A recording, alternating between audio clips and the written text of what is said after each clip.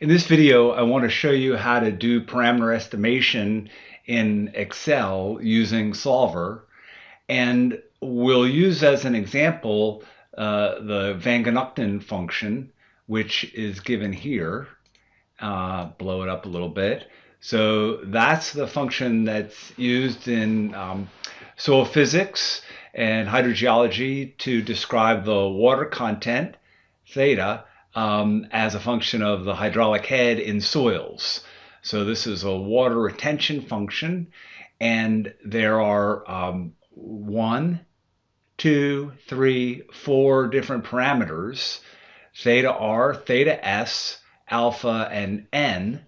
And what we want to do is adjust those parameters to fit some water retention data. Over here on the left side, these two columns, this is the hydraulic head, and theta, or the water content, as a function of the hydraulic head. Now this is actually the negative hydraulic head, or the suction, in the soil. I plotted it up here, and this is on a log scale. So you can see that it's kind of levels out here, and then this is the soil is essentially saturated here until we reach about 100 meters of suction, and then it drops off. This is for a clay material, and so what we want to do is estimate the parameters in this function that fit these data. So the way that we're going to do it is to take this function and write a VBA function that will essentially do this. So I did this here, and what I'm going to do is copy this, and then I'm going to go to the developer in VBA, open Visual Basic, and then this is the file that I'm working on. And I'm going to go to modules, and in an open module, I'm going to just paste in that function. Okay, I'm going to erase it now because I already pasted it. It's right here.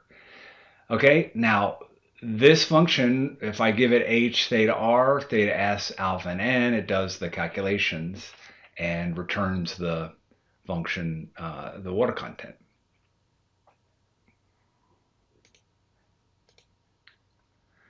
Okay, so what I can do then is go over here and use this function.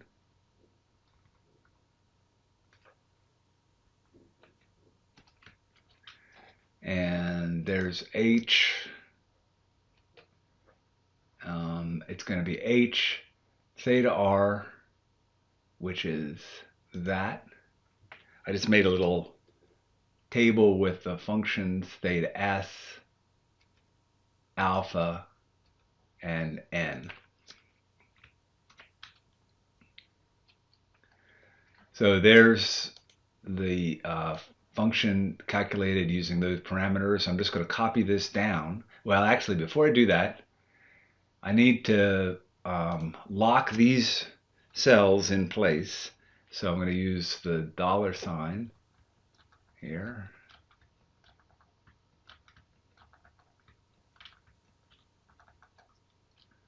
So now I'll copy this down.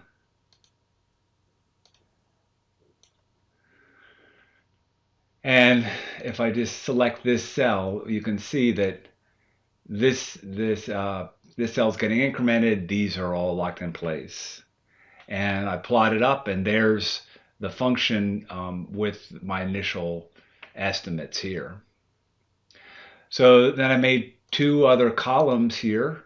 This is the residual, and so this is just the difference between the data and the predicted value with the function. And then this is the residual squared. So it would be easy enough to just do the residual squared all in this one column, but I just broke it up in two so it's clear. And then down here, I did a summation of this column, and that's the sum of squared errors. And that's what we'll use for the objective function. So now to to do the analysis, we're going to use solver, and it's set up here. So in solver, we have to set the objective, and that's this cell right here, the sum of squared errors. We're going to change some variables, and that's these 4 variables. And then I put in some constraints on these variables so they can't get too high or too low. And I find this is helpful for this Van Genuchten equation. It's pretty nonlinear, and if solver goes to one extreme, it can go and take that parameter to off into unrealistic range. So we'll use this and run solver.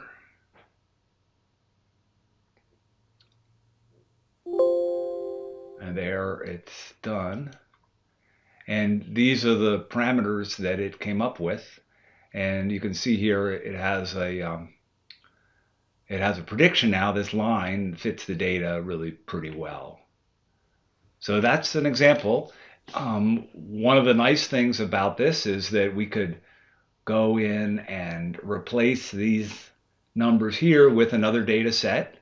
If we had other water retention data from other soils, we could just cut and paste and put it in there and use it to estimate other parameters.